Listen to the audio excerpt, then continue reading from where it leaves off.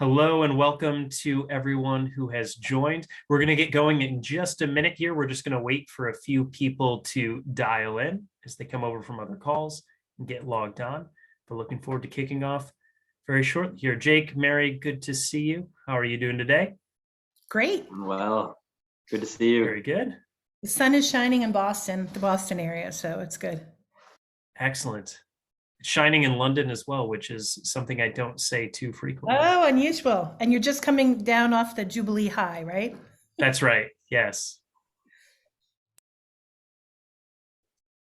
For the participants online, just curious to hear where you are calling in from. Feel free to pop that into the chat. I'm pretty sure we have a global group calling in, so curious to see where everyone's located. Colorado, Michigan. Ooh, Michigan, that's my home state, so some nice Midwest representation.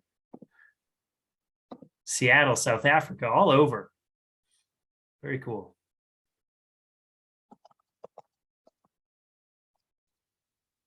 Kalamazoo, Michigan. Okay, yeah.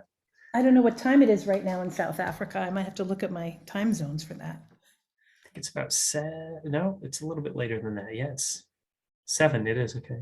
Oh, wow. Thanks for joining. Great. And for the people just joining, we're just waiting a moment for folks to get joined in. I see in the chat too, someone said, Michael, where in Michigan are you from? So for the Michiganders on the call, where you look at your map, the hand of Michigan. So I'm from here. I'm right on Lake Huron. So if that means anything to the Michiganders who are dialing in.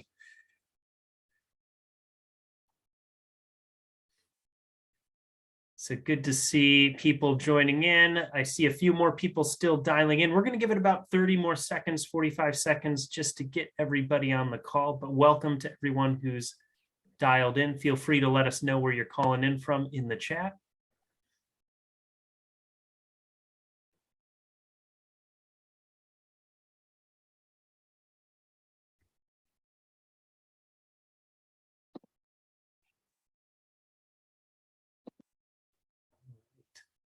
Rainy St. Pete. Okay, yeah, usually you get a little bit more sun down there.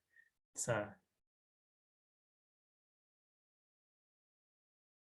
Looks like a good crowd today. I know we're going to have some great conversation over the chat. We always do. For those of you who've been on these calls with me before, I'm always amazed at what great comments we get and questions, and Michael's going to help us monitor those, right?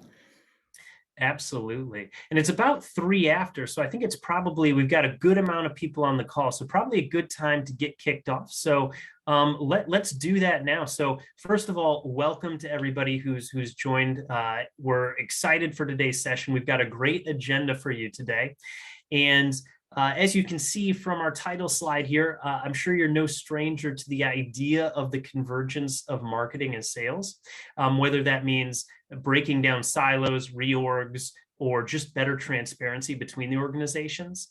Today, we're going to focus and take a look at the role of sales enablement practitioners as a part of that process and what we can do to help enable that.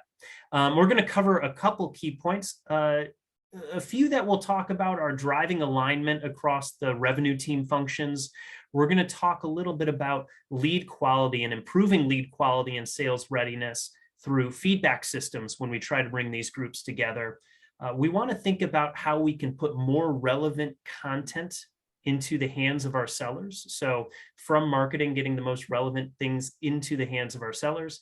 And then finally, mining and curating conversation data that our sales teams are having and creating better messaging intelligence out of that. Today's call, we're going to do a lot through the chat feed. So if you do have any questions, feel free to put those in the chat. And I'm sure there's this group is no stranger to sharing their thoughts, ideas, and questions in that chat. So please keep that active. We'll pull out those questions as we see them come in for our guest speakers today as well. And I'm sure there'll be some good conversation around that anyhow.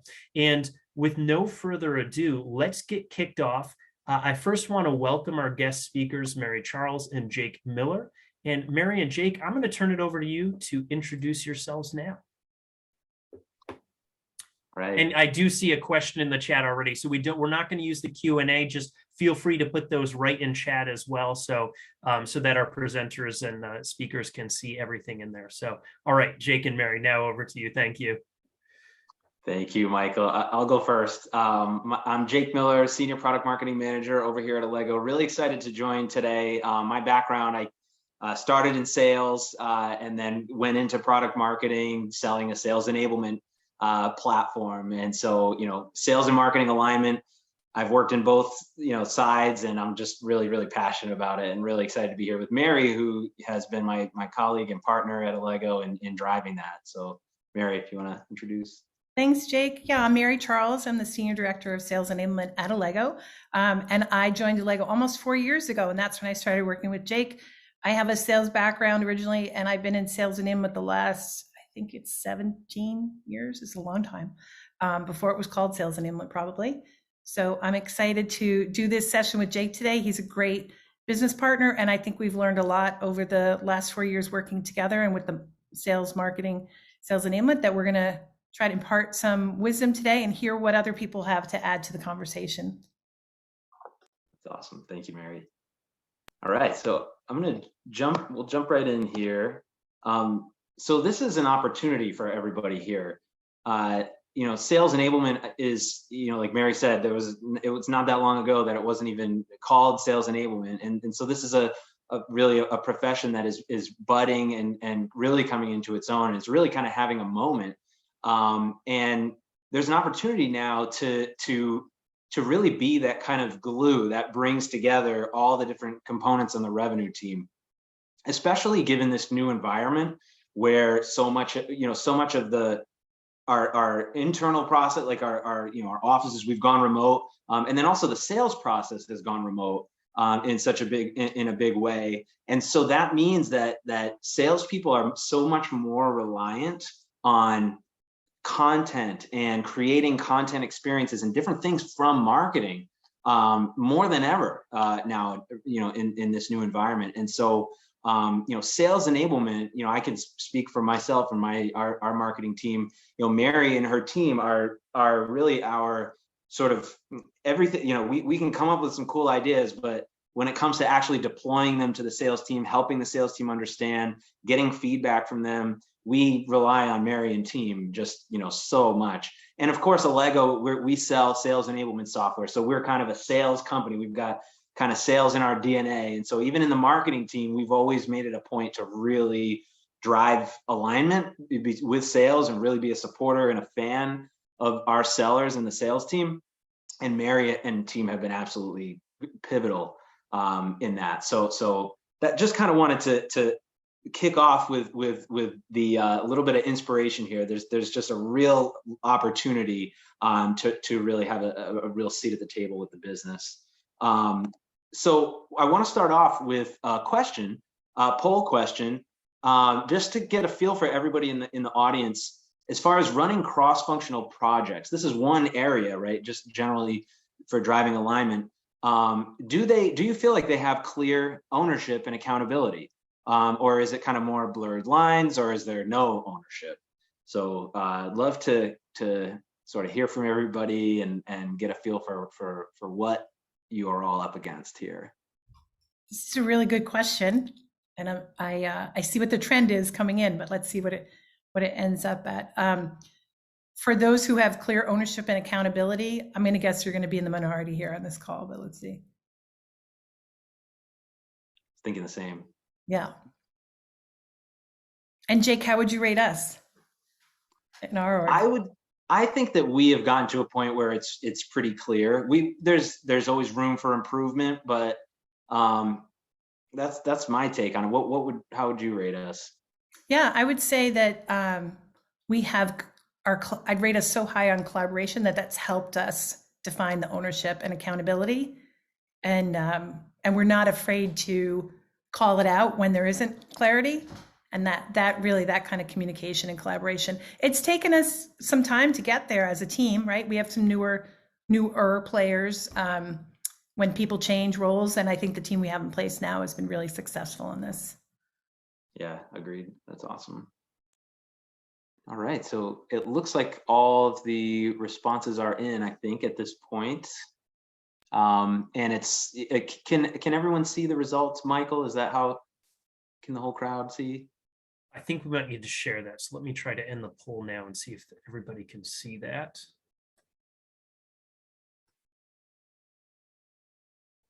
I'm going to share results. So now everyone should be able to see it. Cool. Yep. So as you know, the majority, it's sort of somewhere in the middle, blurred lines of ownership and accountability. And hopefully, you know, today's talk can kind of give you some, you know, actionable tips and things that you can kind of take back into your organization and think about designing the work for your teams to drive more of that kind of more explicit ownership and accountability across the different teams. All right, so I think we can continue on, and I'm going to just close this. All right. So this is the first point, driving alignment across the revenue team functions. You know, like I mentioned, it's more critical than ever because sellers are relying on marketing in such a, you know, even more than ever before. Because of this, you know, virtual environment and relying on content and making sure that the content has become such a bigger part of the buying process now, and you know, buyers want to self-direct. So, you know, driving that alignment across teams is critical. Some of the challenges, you know, lack of shared goals. We see, you know, the sellers have their goals, the marketing team has their goals, and sometimes it can be, you know, you know, the marketing team might be like, well, you know, sales has their number and we have our number, and you know, when you don't have those kind of shared goals, or at least some sort of, you know, KPIs that are shared, it can be a challenge. Also, competing priorities. You know, if the sales team has a certain, you know, if we're trying to go after, you know, the marketing team, we're saying, okay, we want to go after a specific segment that's going to be really strategically important. It's kind of newer. And so maybe the sellers will have a little harder time there because it's new. You know, a lot of times the sellers are thinking, well, I've got my quota to hit, so they may not want to drive to that newer stuff as much. So figuring that out, you know, and then communication and then the accountability piece. Mary, is there anything that you'd kind of weigh in on or kind of double down on here? I think if you look at all these different things, the communication is going to be the overall communication and collaboration can help address these, and it takes constant effort to do that. So even if you start with shared goals, you still have to be looking at how are we doing towards those working together. But communication, I think, is and collaboration is most important. Yeah, that's true. And we're going to get to a little bit of sort of some tactics of, you know, how you can kind of drive more of that communication and things that you can think about when you're, you know, communicating across teams to your marketers and facilitating, you know, for all the sales enablement folks here, facilitating that kind of communication between marketing and the sales team. So yeah, that's awesome. Communication is key. So, and this is what it is. It's being the bridge, right? That's where it's, you know, sales enablement has such an important role, because you can be that kind of connective tissue between all of the different teams. I mean, you've got a better idea of what the sellers are going through than anybody else, than anybody in the marketing team, for sure. You've got, you know, and as well, you know, being that kind of bridge between the sellers and even in their managers and leadership. You know, we see, you know, Mary, you're constantly advocating for the sellers and for the you know, and just making sure that things that we do make sense, right? That it's actually going to be, you know, that it's actually going to land. So can you kind of elaborate on these here? Yeah, I think so. On the first one, across the different roles, I think in the last year or so, I've become more involved with demand gen and making sure that in particular SDRs, for example, have a good understanding of what, it's not just, hey, we're passing you a bunch of leads, but how does enablement help bridge that gap between, hey, we're pushing a lot of leads to you, and then sales leaders are like, hey, we're not seeing the results of this in opportunities, what's going on? And then coming in and say, okay, let's look at it. What are you pushing? Is it the right message?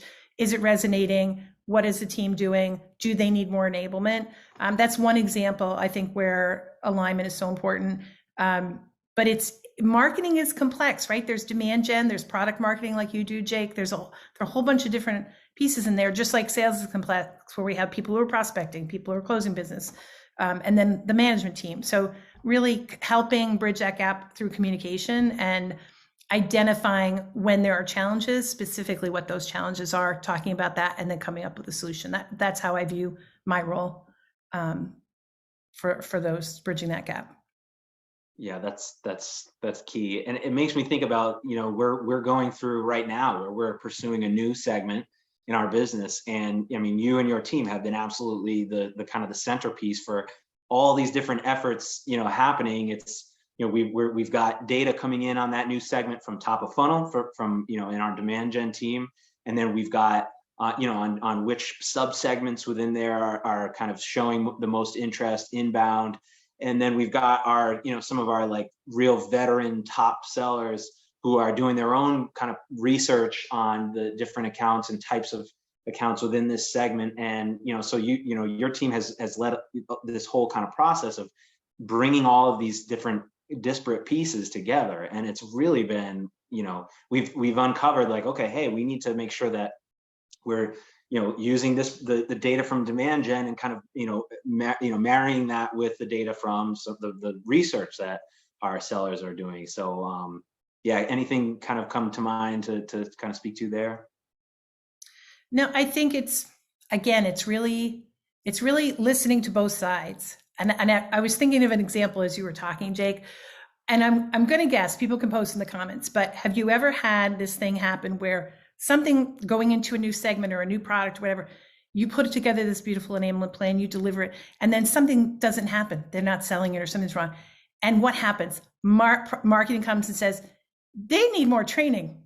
And the sales leaders say, they need more training. And in fact, it may have nothing to do with that. So that's, again, an example where I found out it was something in our demo that people didn't have what they needed in the demo. It had nothing to do with the training, right? So I'm guessing that a lot of people have had that experience where it's like, all eyes come back to, right? Julie's saying yes. All eyes come back to sales enablement, like, oh, you didn't train them. It's like, so that's where you have to dig in with your marketing partner and with your sales team and say, let's really look at what the challenge is here. What do we need to go back and look at? And it could be the messaging isn't effective. It could be anything, right? So really digging in. And I think that's part of our role. Yeah, enablement kind of being everybody just can, it's easy to just point to enablement and say, okay, they don't have the training. But to your point, it's like messaging, it could be they don't have the right content pieces, or we're not going after the right persona. And actually some of the stuff that we're going to talk about later in the presentation about messaging intelligence and kind of getting a pulse on how the actual prospects and how the buyers are responding. Because if you hear a message that we've rolled out and all the sellers are encountering the same thing, the buyers, it's kind of falling flat.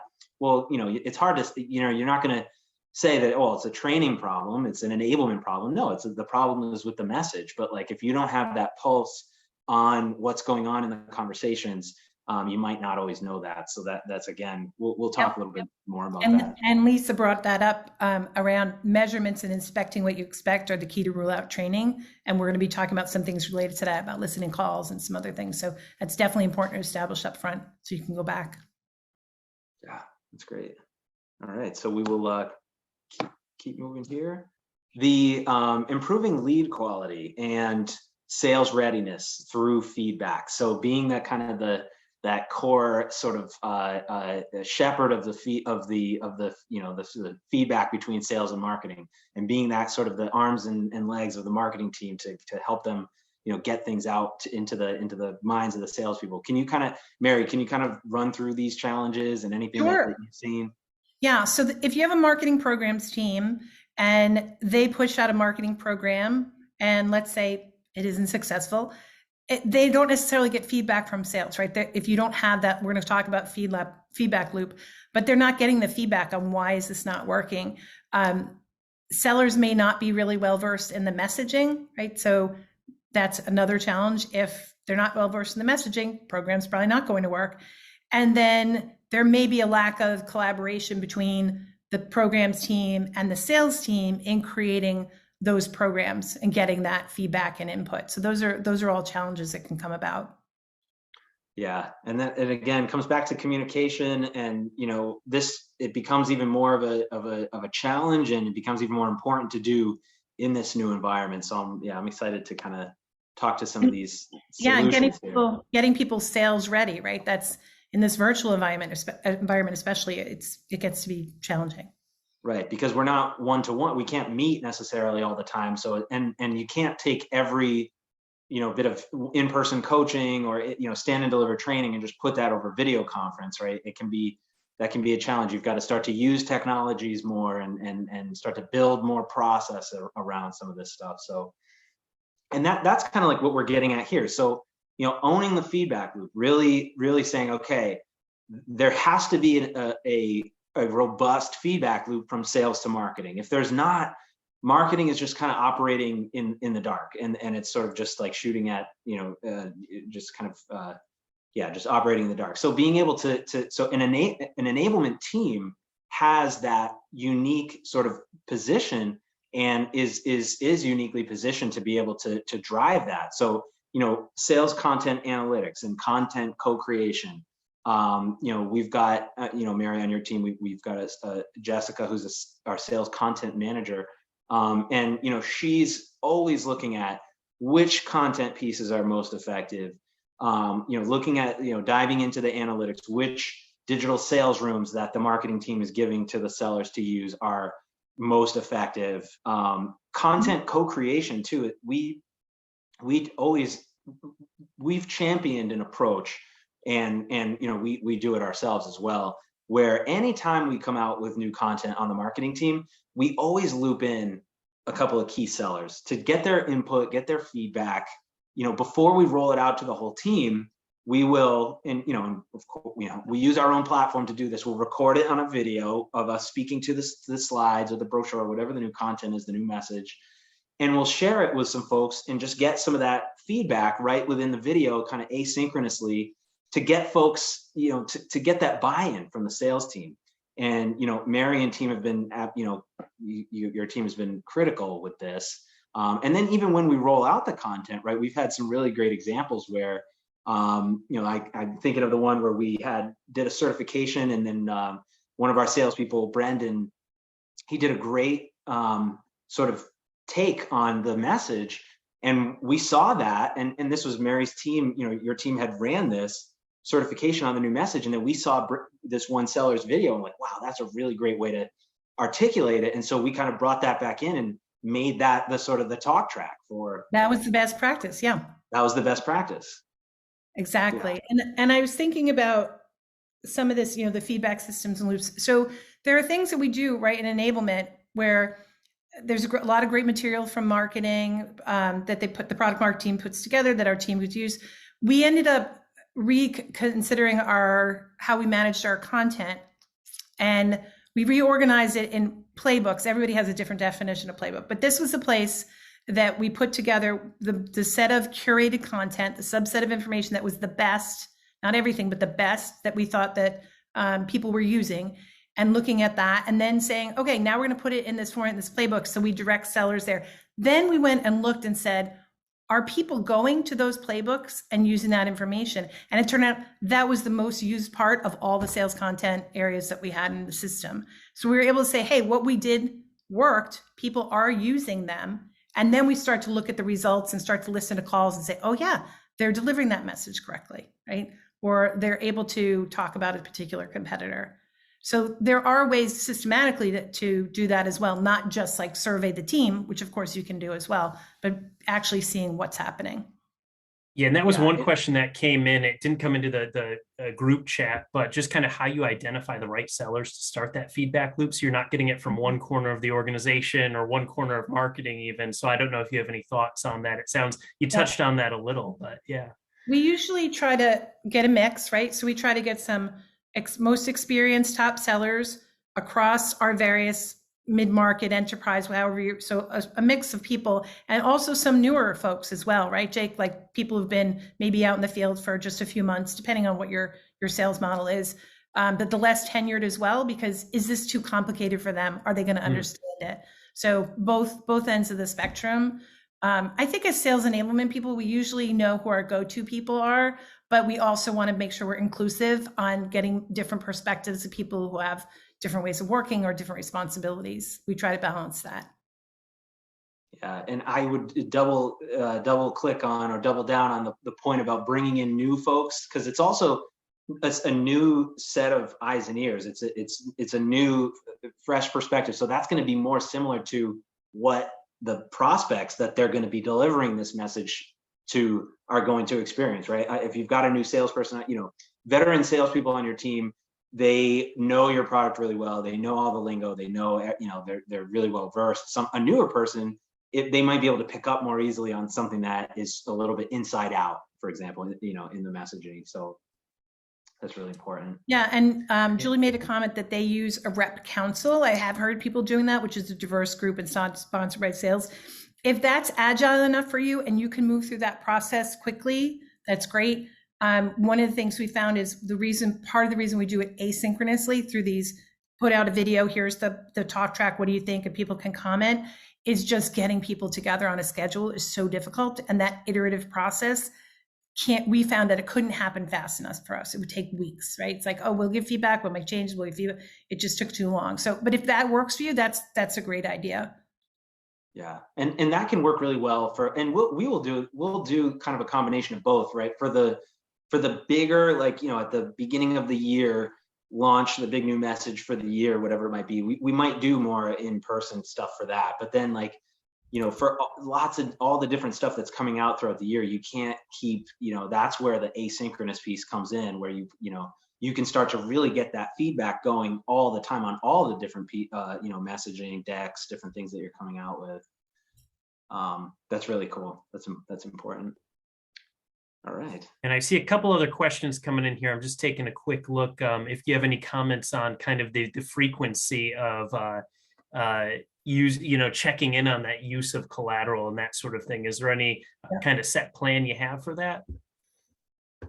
Yeah, Mary, do you want to kind of speak to that? Yeah, so I have a sales content manager on my team, and she looks at that quarterly. Jake, right? We're doing those quarterly is the frequency, because just based on the amount of our size of our team, what we share quarterly is a good amount of data. Someone asked what system. We're doing that in a Lego for sales content management. We use our own platform to do that. Some of you may know us, some of you may not know us as a learning platform, but we also have sales content management in our system as well. So we do that right in our own system. Yeah. And then that feedback, right? Jake has insight into that. He and his team can look at reporting on that and see what's being used. And then Nirvana, right, Jake, is connected to deals. What influenced deals, right? That's something new for us as well. So it's exciting. We're excited to see that data. Yeah, it's exactly. Yep. And it's, the enablement team is just, I can't stress it enough. The enablement team is really the sanity check for us in marketing. Because we're looking at, like Mary said, we're looking at the data quarterly. We look at it too, but it's getting that perspective from the sales content manager. She is, with the sellers every day, and, in the system every day, and really thinking strategically about how we present the content, how we organize it, how are we serving it up. So yeah, I can't stress it enough. Yeah, that's where the collaboration becomes such a key piece. Yeah, there was a couple other questions. These are great questions. So we're gonna go with the questions, because that's always the best part of these calls. Definitely. As you roll out new products and offerings, how early in the process does sales enablement get involved? Do you wait until it's all flushed out and a go live date is set, or are you involved from the beginning? We have what is called product readiness. Am I saying the right name? Sorry, Jake, I just drawn a blank. We have release readiness. Yeah. Release readiness. Thank you. We have a release readiness, which is release of product cycle that we go through, and sales enablement is involved in that, either myself or the other woman on my team through that process. Not so much, we're involved in giving input into how the product's development, because we're sales enablement, and guess what? We have a sales enablement product we're selling. So it's slightly different, but I wouldn't, at other roles that I've been in, I wouldn't have been involved in like how the product gets developed as much as once it's like, here's what's been decided, we're ready to go. Then going through like as many weeks ahead of time as possible to know when is the release date plan, what are we going to do, and then thinking about not just the training that has to happen, but what are those just-in-time resources we're going to need. So I think that's important for people to think about. And someone asked about just in time, and I answered that on the chat. But thinking about what is when the rep is or the SDR is out in the field doing the job, and there's something new, where are they going to go for resource? What's the resource going to be? What's the best curated content we're going to need for that? And then build the training from there as well. Right? Yeah, I mean, from my view, your team has been critical in the release process. I mean, anytime we're going to come out with something new, product marketing, we're working with product team, and we probably get the, besides the product team, we probably get the longest view on, what's coming and how are we going to, plan around it and message it. But, the first thing we do is checking in with you and Jess, Mary. It's just like, how do we make sure that this is going to be, should we do a live training for this? Should we do or should it just be a, it's like a course, or, putting out a quick video? Should we certify them on it? How should we think about, and does this messaging, even checking in on the messaging, does this feel like something that's going to be, usable out in the field? So, being involved, I would encourage everybody on the call, get yourself as involved in the release process and as early as possible. So there are a couple of comments on here that I have to respond to, because this is painful, right? So a couple of people have commented they're the only learning and development person or the only enablement person for a large group, and they have to do compliance and soft skills and sales learning. We should set up time separately to talk about how can you build a business case for resources, and we're going to talk about a little bit about doing more with less, but how can you make a business case for technology to help support you? And then of course, prioritization is always the key. Yeah. Trying to automate and scale is key. But we have somebody who has a team of 9 for 200 salespeople. Julie, you're like in the most desirable spot, I think. That's I don't awesome. know anybody else has that many, so that's great. That's dedication to enablement on the company's part. So that's great. That's and awesome. It sounds like Krista's building, and maybe she's hiring. You never know. You might find somebody from this webinar, Krista. Yeah. Nice. Thanks for all the comments. This is very great. Really, really good. Awesome. All right. So we will keep going. So actually, Mary, I'll have you take this one, if that's okay. Speak to kind of some of the content challenges and getting them in the hands of the sellers. Yeah. So the two sides here are sales team says, I need more content. I need this very specific thing. I don't have the content I need. I can't find this content. I don't know what's going on, right? So that's the one side. Sales doesn't have what they need. They want Jake to create more stuff, right? And then the marketing, product marketing, 70% of their stuff doesn't get used according to statistics. And why, right? So it's like, I've created all this stuff already. Why aren't they using it? And it was interesting because Jake and I ran into this problem right when I started, before we had our own tool for sales content management. But Jake said, I have all this great stuff. I don't think people are using it. And it turned out, I said, well, how do they know it exists? Let's start there. So we're going to talk about how we solve that problem, but that working in silos where it's like, I'm pushing out all this content, sales is like, I want this content. They can't find it. They don't know how to use it if they do find it. And there's just too much content. So that's kind of the environment. So Jake and I can talk a little bit about a couple of things we've done to help with that. But those are the challenges that we've seen. Yeah. And that, for some, I consider myself kind of like a really sales focused marketer. I mean, I worked in sales, but even for me, it's like, I always, Mary, I always ask you, like, how should we roll this out to them? Like, what should we think about? And the point, one of the ones that you were getting at with the challenge that we had around getting the sales team to know about and be aware of and understand how to use the content. We were talking about that, and Mary came up with this idea of, hey, do a weekly or a bi-weekly video update to the sales team. And hey, you could call it Jake's Take. And so we're like, oh yeah, that would be pretty cool, Jake's Take. And so, and then we're like, yeah, maybe we could even like make it fun and like take something from somebody's desk every week. And so we started doing this thing, Jake's Take, and we just had our 100th episode of it. And it was, we wouldn't have ever done that in marketing if it hadn't been for Mary coming up with the idea. Like, look, I think this is something that they will, it won't be too much for them. They will, they'll use it. They'll like it. And so it was a really cool story. And we ended up, having a ton of success with it. And you have to have a catchy name. And it was a good thing that Jake's name was Jake, because Jake's take, right? And even our CEO watches it, he comments on it. Like, it's a thing, you know, in sales enablement, when you create something with a catchy name and it happens on a regular cadence, people start to expect it. And then Jake had a new baby, so then he was out for a little bit, like, oh my gosh, there's no Jake's take, what's happening, right? So people come to expect it. So if you can come up with something like that to promote, help marketing, product marketing in particular, promote what all the great work they're doing and get that out to the field, then the field, and in this case, the field has a chance, then they can go in the video and post comments and say, oh, this is really good, or oh, I didn't know I needed that, or they might follow up directly with Jake and say, hey, can you tell me more about this thing? How would you use this? Who is this good for? So we try to promote it in a way that makes sense, but encourage our team to ask for help or comments or input into that as well. Mary and Jake, I think.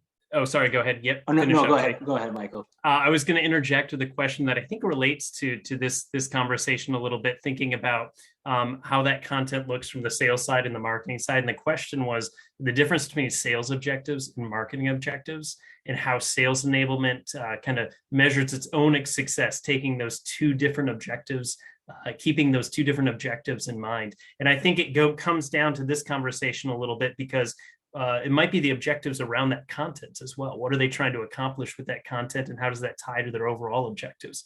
Any thoughts on that? Yeah, I think, from a product marketing perspective, we've got our objectives around, driving awareness for the different products that we've got, driving sales of products. But one of the big goals that we set is a happy, satisfied sales team.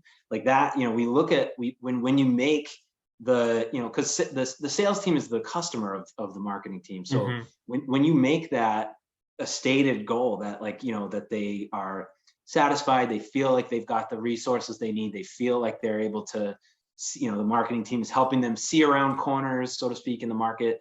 That really, really helps. I don't know, any other kind of stuff that you might think of with that, Mary? Yeah, I think the other thing that Jake does well is a monthly call that anybody from sales can call into, where people have a voice to talk about what they need. But specifically I'm just looking at the question online right now. Taking into different focuses, difference between sales and marketing. So that's a tricky question. I'm just trying to think of an example of that. Yeah, sales has to hit a number, right? That's what we have to do. We have to have a pipeline built and we have to close business. That's what we're measured on primarily. For marketing, I think it's more clear around marketing programs, right? So they're running programs, and is our team then converting those? And the success of those does in part rely on sales enablement, as far as bridging that gap, doing the training that they need, making sure there's this feedback loop. That's exactly what we're talking about. So ultimately, the metrics are still the same. It's more around how smoothly that process goes and how are we iterating and those kind of things. I don't know if that is helpful or not, but. Yeah, I think so, because it's you made a really good point that the end goal for sales is always to close that deal, right? And then marketing needs to almost tee it up and get them to a point maybe earlier in the pipeline, at the top of the pipeline, to help put them in a position to do that. And I think a lot of this conversation has been around, how, and we even talked about earlier, how do we create that feedback loop so those objectives maybe start to sync a little bit more? Because I'm sure we've all been in that situation where you go, ooh, I don't see how these quite sync up. So maybe that's a part of our role as well, helping bridge some of those gaps. Yeah, and especially when you think about if there are lots of leads generated, lots of awareness built, but those don't translate into opportunities, we look at all that data together, sales enablement and marketing. We look at that data together and we say, okay, what's the challenge here? Why are we not seeing the results we expected? Is it in fact training? Is it in fact the program? Let's go listen to some calls. That's the gold, because then you say, oh yeah, you know what? They're not quite delivering the message that we expected them to. We got to go back and do some messaging training. Or that content that you're pushing out to, nobody's opening those. This isn't good content, right? So you got to have that kind of relationship where you're communicating constantly about that. We just had that this morning. I just did a meeting like that this morning. Yeah, and I was going to say too, Mary, with the like prioritizing what stuff we build, this made me think of the question. Made me think of, we recently rolling out some new products, and we were trying to, as a product marketing team, think about, okay, what, where do we prioritize building, a lot of new assets for the team, because you've only got so many resources to create new content, messaging guides, whatever. And so we talked to your team to figure out what are the marching orders for sales, as far as like what percentage of their time are they going to go to after this persona? What percentage of their time are they going to be going after this? And so then we were able to kind of guide our priorities on content creation and messaging based on that.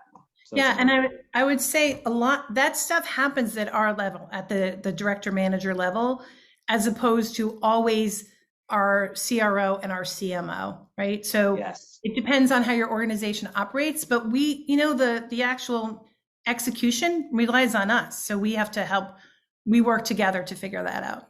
Yeah, that's great. And we'll see about for my the Jake's take example. I've got another little one coming, and we've got another guy on our team. His name is Jake, so maybe he'll take over the Jake's take while I'm gone. Perfect. I hadn't even thought of that. Our company's bigger now, so we've got a longer paternity leave. So and more Jakes. More Jakes. I was to say had to hire very specifically. It had to be a Jake's to pick up where you left off. Yeah. Yeah, they call us Jake and Jake on the product marketing team. Okay. All right. So I'll keep going here. So this next one is actually, Mary, if I could, this has been one that we were mining conversations even before we, at Allego, we've got a conversation intelligence technology in our platform that we of course use. But even before that, before we used that, even in years past, before we had that in our platform that we used, we were doing this just sort of manually. So can you kind of speak to some of the challenges here, Mary? Yeah, I think the biggest challenge is you want to hear calls, right? So one is there are so many calls to listen to, figuring out what calls do I listen to and where do I find the time to do that. So that's one of the challenges, because you want to hear both the sales side wants to hear, I want to hear sales enablement. How are my sellers doing, right? I've taught them to do something, or they've learned to do something. Are they actually doing that? Do they have the right behaviors? Are they having the right conversations and messaging? But then on the other side, it's like, Jake wants to know, hey, we developed this messaging. How's that going over? What's the voice of the customer? What are they saying? What's the reaction? Not just is sales delivering correctly, but what feedback are you hearing? So figuring out which calls do we listen to best find that, and figuring out what's resonating with buyers. We wanted to be really like open about this, is that there is a potential in some organizations that they don't want to do recordings, so that they might not have the technology to do analysis of those to make it useful. If you're just recording in Zoom and you have a whole bunch of Zoom calls, it's very challenging if you don't have a technology to help kind of figure out where to go with that. And there are some industries where you just can't record. Right? That happens in some places. So those are some of the challenges that we're seeing. Yeah, great. And as far as this kind of thinking about the technology perspective of being able to sort of start to automate some of these processes, you've probably all heard of conversation intelligence technology, maybe many of you using it, but really being able to sort of kind of scale this whole process. We started out years ago when Mary first joined, and where we were going through and sort of we would actually manually record calls and then take MP4s from Zooms, load them into our platform, and we would and Mary would her team would be sharing stuff with our team. Okay, we're just rolling out into this new market space here, and can you kind of mine the team for calls or ask kind of continuously kind of stay on them to share examples of how messaging is resonating and stuff like that. This kind of technology, you can kind of take you can start with that manual process if you don't have this technology today, or if it's not looking like you're going to be able to get budget for this anytime soon. We did this for probably a year or two before we had the technology to scale it, but that allowed us to get all of the processes in place beforehand. So it was kind of a really cool thing. But, kind of speaking about the technology itself, one of the things when we think about the, message, and when we think about rolling out new products, we roll out slides, and we've got our talk tracks, and we usually, create a video with it, and we get feedback from a couple key sellers, roll it out to the broader team, we might certify on it. And then we look, and traditionally we've always kind of looked at what were the analytics, like, if folks are sharing brochures or sharing slides with prospects, and we can, see how are they engaging. We can see which sellers are which sellers are clicking on stuff, or how often are, our internal team clicking on things and viewing, content that we shared. And then, what percentage of them from there are really turning in and actually sharing it out with prospects. And that's really great. And then from there, what percentage of the prospects are actually clicking on it? So it's a nice, and then of course, then how does that relate to business value, right? What, are there particular pieces of content or messages that, or, slides that are presentations that are being utilized and to more success than others? What we ran into, though, is that a lot of times sellers will be, we will train them on a message, we'll roll it out, and we've got the content, but a lot of times they'll take it, and they might not even use slides, and they might just articulate the message in face-to-face selling, or over video conference, right? So much more of the buying process now happening over video conference. And so then we kind of didn't really have a real great view into the whole picture of like how the actual message is working, right? Because there's so many instances where sellers are articulating value, articulating these messages that we train them on and we roll out to them, but not using any content. So then how do you do that? And this is where, thinking more broadly about messaging intelligence, and starting to take advantage of the fact that so much more of this, the buying process and the sales process happening over video conference, where you can now capture recording and actually start to see who's using what, what messages are folks relying on, how are, if we can go in and scan like 5 or 6 different calls pretty quickly and just jump right to the point where they, after the pleasantries at the beginning, okay, right, here's where they articulated, the new message, and maybe they used the slides, maybe they didn't, and so that allows you to start to really be able to kind of start to gauge what messages are working, even, above and beyond, outside of just the, what content is being used. And so, Mary, can you kind of speak to this a little bit? We've done a lot of cool stuff here around because I think evolving. Yeah, so I think that there are people on this. I'm looking at comments from people on the call, which are fantastic. They're collaborating and talking about things. So I think what you have on the screen here is probably the variety of ways that people are trying to do what you're describing today, is finding those nuggets, and how do I figure out, are they using the right messaging? What's the response from customers, et cetera? So the hardest way, the most manually intensive way, is going to be, not manually intensive, the most time intensive, is to listen to live calls, like get on live calls with reps, or to listen to lots and lots of sales recordings, right? That's the most time intensive, and most time intensive for both sales enablement or product marketing or sales management, right? The second way is, it's still hard. It's still there's some manual effort to it, but it requires a certain culture in your group. So some of you might ask sales to share something about what's working or what's not. Hey, you've had this new messaging for 3 weeks now. How did it go? Whatever. Some of you may get some good feedback. Some of you may hear nothing. Sometimes you have to go pick your favorite 3 people who will respond to you, right? We were talking about that earlier, right, Michael? But how are you going to get that? Maybe you have a committee that you use. That's still a hard process, because you have to get people to remember what they did it work, et cetera. The easiest way is if you can leverage technology to do this. And what I would say is, if you start to think about doing more with less as the economy is changing, or maybe you're not hiring as many, or you have a smaller enablement team, or managers are managing more people, you can start to look at this and say, okay, I can start to think about how do I build a business case for this? And we may even do a future webinar on this topic. But using technology is, we've used that in many things, whether it's CRM or sales enablement or conversation intelligence, is how leveraging that to, instead of listening to every call, how can you automate that at scale?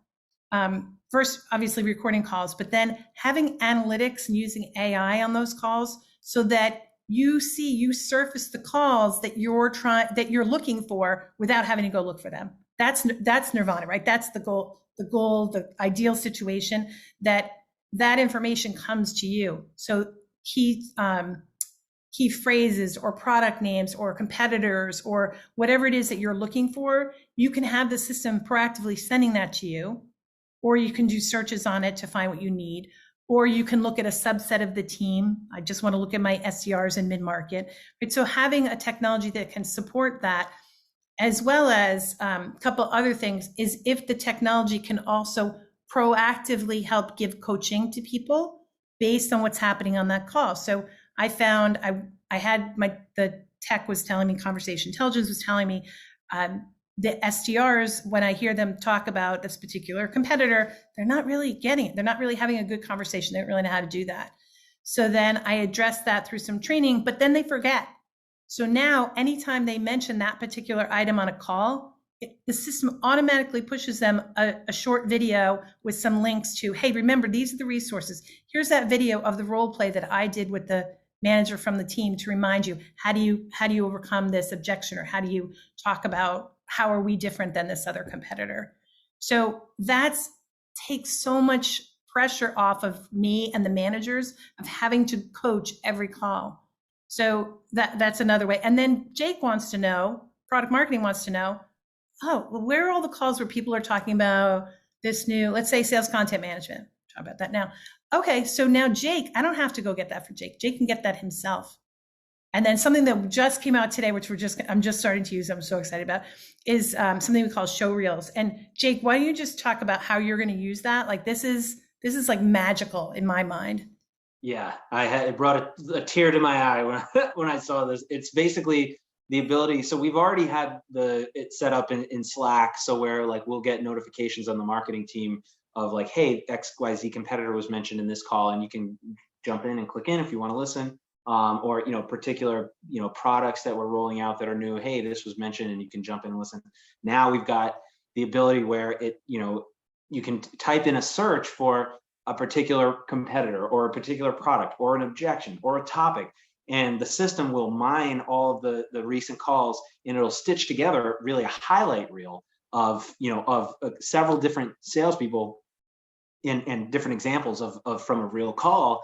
And so it allows you to sort of get that quick pulse on multiple, instead of having to jump in and listen to or proactively go and try to find, now you can get that kind of that highlight reel kind of stitched together, which is cool. It's powerful. I saw an interesting comment in the chat as well. Sometimes people have the tool, but it's not always utilized as well as it can be. And I'm not sure what Julie meant by that, but I know in our prep for this call, we had that conversation about reps who maybe aren't quite as on board with, clicking the record button and using those types of tools. And we've kind of talked about some of the value of this, but how do you kind of share that with your sales team? What's in it for them at the end of the day? What's the with them for them? That's a great, Mary. I think I'll let you take that one. Yeah, sorry, Michael, for any area in particular. I think Julie's question was related to underutilizing Gong, which is another tool that analyzes recordings. So Julie, maybe we could talk offline about, I'd be happy to talk about that. Yeah, and I was thinking, Mary, as well, just as far as like, are there any people in the sales force who maybe don't see the value in that sort of thing, and we kind of have to share that value with them and help them understand? Yeah, I think for any tool, right? Any tool they're using is to show what's the benefit going to be, how, and today I think a lot of it is about time. How is it going to help make people more efficient, right? So instead of listening to every call, oh, now I can see the show reel of, and it's the 30 seconds of that call that I want to see, right? I don't have to listen to the whole call. And I think that's why any tool, there's reluctance, is it's too hard or it takes too much time. Mm-hmm. And time seems to be I don't know about other people, but I know for our team, for myself, time is the most precious thing these days. And anything that can help people be more efficient. So getting your champions within your organization, starting with a few people and figuring out like what's really going to work here and helping promote that, like Jake's sake, right? Promote things, helping promote that to the rest of the team and say, this manager used the tool for coaching and he used to spend 2 hours to do this, but now he could do this in 15 minutes. Or she used to only spend X% of her time, the manager spent X% of her time on coaching, but now she's doing it asynchronously and now she can listen to calls and get through them quickly and just focus in on things she needs. And so now, and here's what outcome has happened. Now here's a great call from that seller she coached after hearing that call. Now listen to how much better they are. Right. So stringing that together. And I know for people on this call, you may not have this technology today and it's kind of a future thing, but starting to look at this current slide, hardest, hard, easiest, where are you on this scale and how can you work with your organization to say, you know what, we want to get better at this and here's what the benefit's going to be. Any kind of coaching, marketing, hearing from the customer's point of view, those are critical to helping teams improve. I think everybody knows coaching from a sales management perspective is hard to find time to do. And if you have a way to do it that's going to help you save time and have more coaching done, the better off your team's going to be. Great questions, everybody. So this last piece we'll kind of go through here, and then we'll get to our takeaways. Being able to leverage conversation data, and sharing examples from, making examples from peers. Salespeople want to hear from other successful salespeople. They want to see how other people, they talk shop. They, if there's a particular objection that they're getting, and they hear one person's got a really nice, because it can be just a couple words difference that you use or the way you phrase something that makes, a statement that you make to a prospect sound confrontational versus sounding like you're edging them into into a good direction. So it's, giving them access to one another's calls, and being able to, grab those highlight reels and, put them into playbooks and things like that. It's really, it really helps. It can be really powerful. Marketers getting that front row seat, so often in marketing, we feel like the kid who we're kind of, stuck inside, like watching everybody play outside in the game. Salespeople are talking to the prospects, and the customer, success and the services team, they're talking to the customers, and marketing, we feel like we're everything is secondhand a lot of times. So having the ability to kind of get that front row seat without having to bug the sales team, hey, can I come and shadow your call? That's really, really important. And then driving that kind of the message consistency. Obviously sales enablement has such an important role to play. It's, sales enablement is kind of the key driver of that. Any other kind of points that you'd make on here, Mary? No, because we only have 2 minutes left. There's been so much on the chat, so I'm responding to some of those. Okay, great. All right, awesome. So we'll get to the key takeaways. So being the bridge, being the, making, sales enablement is uniquely positioned to be that that connective tissue between the different functions in the revenue team. And so think in those terms, think about how you can, be that glue where, it may be a small thing to you, but like it's, it could be hugely valuable to somebody in marketing who doesn't have that pulse on the sales team in the way you do, and vice versa. Owning that feedback loop, really taking, and kind of recognizing your role as being able to make the marketers' content and messaging and everything that they do more effective, and help, by getting that feedback from the sales team, guiding the content, making sure that it's organized in the right way, making sure the sellers are aware of it, that it's contextualized, that there's a good feedback loop, that you've got a way of your, key internal subject matter experts and voice, key opinion leaders to kind of, that the sales team can hear them. And then guiding that messaging and kind of using that call data. So those are the kind of the key takeaways here. But I'd love to kind of, we've got just a minute left, jump to any of the questions here, if we maybe want to take just one more. Oh my goodness, there are so many. So many. It's more comments than questions. The team is so collaborative. One of the things I noticed, somebody was talking about newsletters, and there was a lot of conversation about that. And somebody said, oh, yeah, I should incorporate video. I would encourage you to think about using video more. That is the way that we consume information, learn information in our daily lives. And that is what sellers are used to. And that is what we try to provide them, short, bite-sized video content, as opposed to a lot of reading. That's been our experience. That's my experience. And I think people will follow that. But if you have stuff that's working for you today and you're getting great feedback, keep going with that. But again, think about short bite-sized videos that people can consume for information. That's great. Excellent. Well, I see we are right at the top of the hour. So perfect timing, Jake and Mary. You nailed that. And we're just thank you again for sharing all your insights today. It's been a good conversation in the chat, a good conversation about that topic, about bringing those two organizations together. We look forward to seeing everybody on our next webinar. I'm not sure the exact date quite yet, but hopefully in the next few weeks, you'll see that go out. So we're looking forward to having you on that. Thank you for joining today. Thank you for all the great chat and all the great input and questions. And we will see you in hopefully not too long. Thanks, Mary. Thanks, Jake. Thank you. Thanks, everyone.